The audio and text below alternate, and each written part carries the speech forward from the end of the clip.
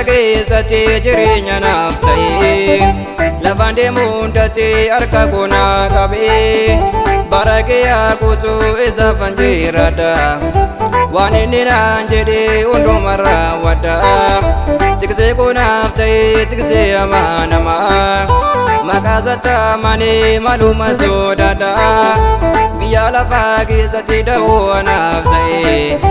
Dina karaa deemaa mala sodaadharee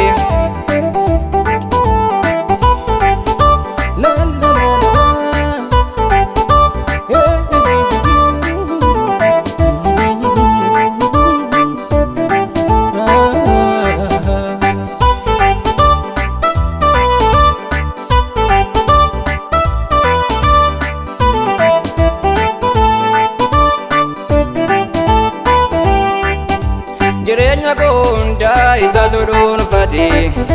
ana gargaaruusa hundatti beeksise bona aduu safaa qalbiin gubu ani gooftaan qabaa homaa yaada'u mana isaatti galee matoona teerrata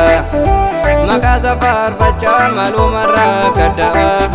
shakkeerraan qabu gooftaan koo jabaadha kan akka Yesuusii Yesuumatti argama badeessa keessatti jireenya naaf ta'e lafaan deemuun datti harka koonaa qabee bara kee haguutuu isa fanjiraadha waan inni naan jedhee hundumaa raawwadha tiksee koonaaf ta'e tiksee amaanamaa maqaa sattaamanii maluma sodaadha biyya lafaa keessatti da'oo naaf ta'e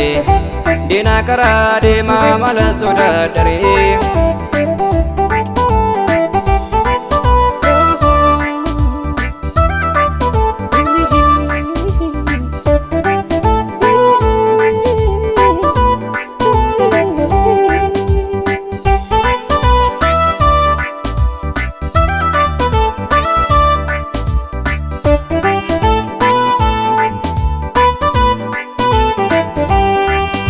Kanaaf fidii jedhee gooftaan narraa kibne obobsaatii waamee kasaana taasise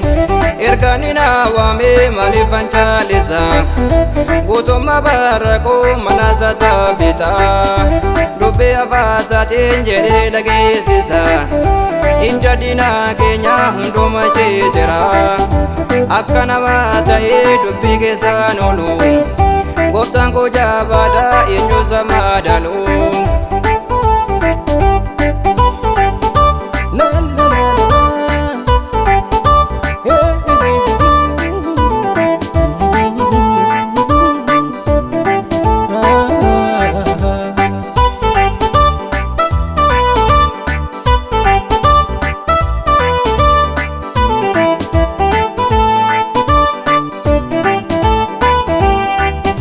warqee meetiin jedhu kan biraan barbaadu galatuma qofaa kanarra laalatu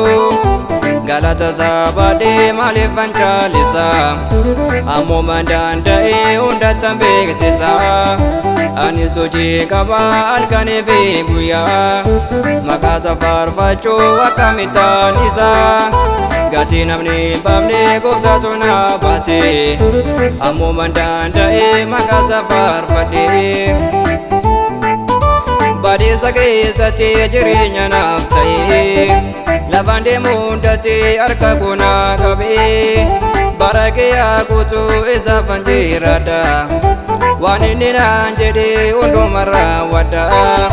tiksee koonaaf ta'e tiksee amaanamaa maqaa sattaamanii maluma sodaadha biyya lafaa keessatti da'oo naaf ta'e dina karaa deemaa mala sodaadharee